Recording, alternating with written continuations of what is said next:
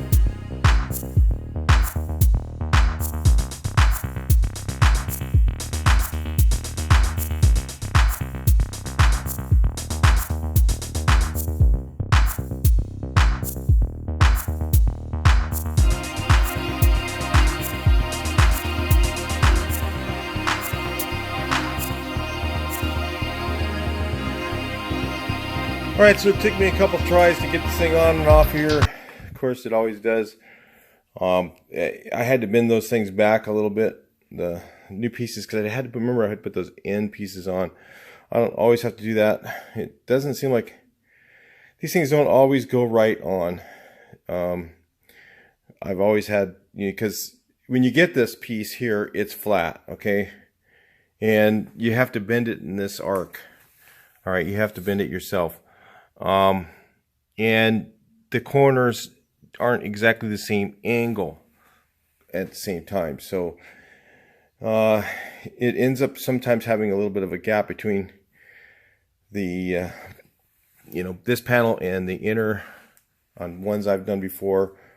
Like I said, I don't do all I do with VW buses. I haven't done like 1,000 of them. Like some guys have done, like, some of these metal shops have done way more of these than I have, and they probably know every little thing to tweak and then get it perfect the first time. The same difference, between you doing it yourself. Maybe I've got a little more experience than you do if you've never done it before, of course. But here's what you end up with, and there's a couple things to think about. This panel, if it doesn't line up in the right place, it can be a problem for you if you're putting on, let's say, you buy the lower nose piece in, the already prefab lower nose, and you put this piece on, and let's say you put it 1/8 of an inch too high. What's going to happen is when you go to put, you put on this section of the nose, right? Are you thinking what I'm thinking yet? It's going to be up a little too much or down a little bit too much, and you're going to have, the nose is going to go, like this when you go to put it on. So, they're going to have to use filler. I mean, you're not going to get it in exactly the same place the other guy did. Some of the shops, like I said, they do all this stuff all the time, like Washburn Metal and Sean up in the desert and Maury Hodson, some of those guys. That's just on this end of the earth. The guys that I've heard of and know, I don't personally know Maury. He's on my Facebook. I've tried to buy buses from him before. We've gone back and forth emails. I've met him in person once. So anyway, but all the others I've talked to occasionally, and they do this stuff all the time. So they're going to know exactly where to put that sucker, because they know that let's say they buy Wolfsburg noses. They're going to know that Wolfsburg's is a little bit lower than, maybe Classic Fabs is a little bit higher. They may not be exactly the same when they go to put them on. And some of those guys know that stuff from experience of doing the same thing over and over. That's one of the reasons I don't like to put the lower nose piece on that's prefab, because it may not line up with how I line this up. So everything's questioned, subject to tweaking, trying to get it to work the best way you can. And sometimes you might put this on and then go to put your other piece on, or maybe you'll just want to tack it in place a few places. And even if you tack it and then weld it, you're probably still going to have some movement, because as you put it on, it's going to clamp and you're going to move it. Like I said, it's a little bit different arc. It's a little bit different. Everything's just not quite, there's a little bit of a gap in there. And when you start clamping that down, you're going to have a little bit of kinkage going on and stuff like that. And when you go to put the nose on, it may fit not quite line up with that one. So just things to think about. The thing, if you just plan on that, you can always put filler in to finish it out. That's no big deal. People get freaked out about it, but that's the reality of it. But that's the crucialness of this piece and things to think about. I don't want you to get freaked out and not want to do it or not want to try it. Just know that it's going to happen, so you're not freaked out when it happens, and then you just deal with it. Okay, so that's it for this piece. I'm going to go ahead and weld this sucker in. Let you guys watch.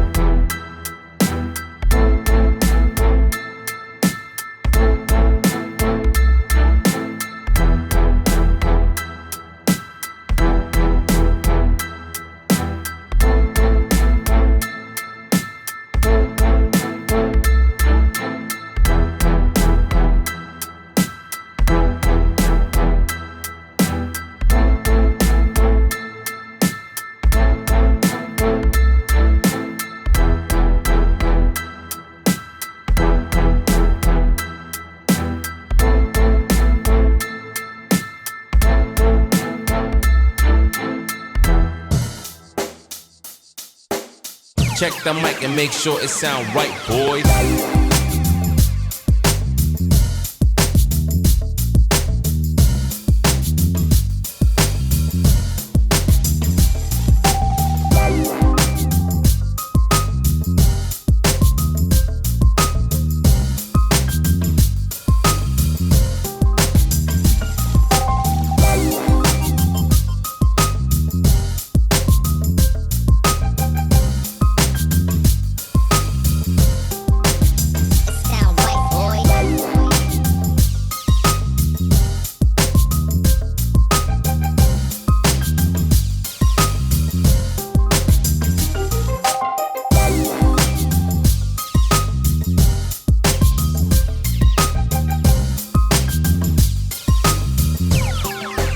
It sound right, boys.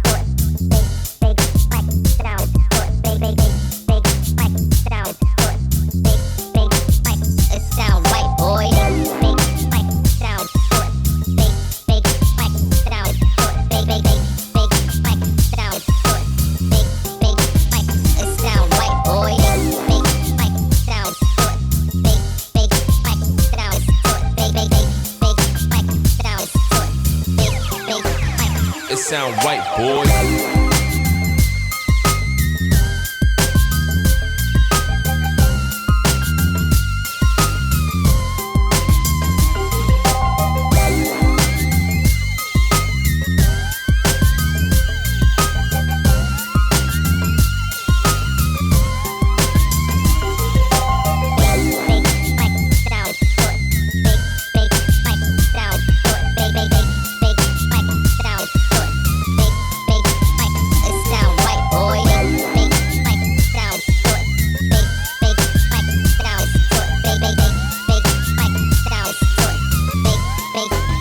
It sound right, boy.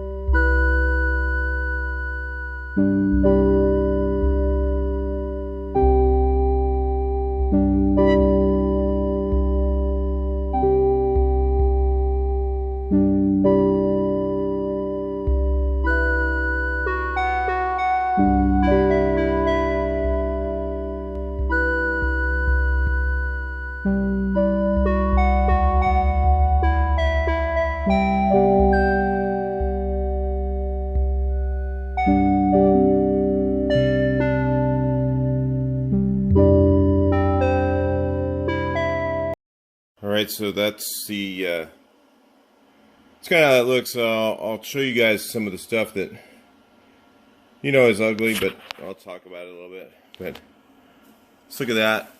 I mean, what you see is nothing. You don't see any of this. This goes behind the bumper. If you ever look at the original ones, they're in good shape. They're just rugged. They didn't even make them very good. They don't finish anything behind there. So, you could just go with it right here without even, using filler or anything, and you're not going to see anything much. If you want to fill it, you can do that. I mean, that's up to you. I don't know what I'm going to do yet. Maybe I will, maybe I won't. I don't really care that much about it. Maybe we'll just slap a coat of filler on it, sand it once, and then call it good on this part down here. Now this part here goes behind this metal, so you got to go around here afterwards and hammer down any high spots, make sure it flows nice, because when you put the other metal over it, it pretty much is right against that. And again, if you're putting the other nose on, if this line is, a 1/4 of an inch up or down, it can affect how the new nose fits. And I don't even know how well they really fit.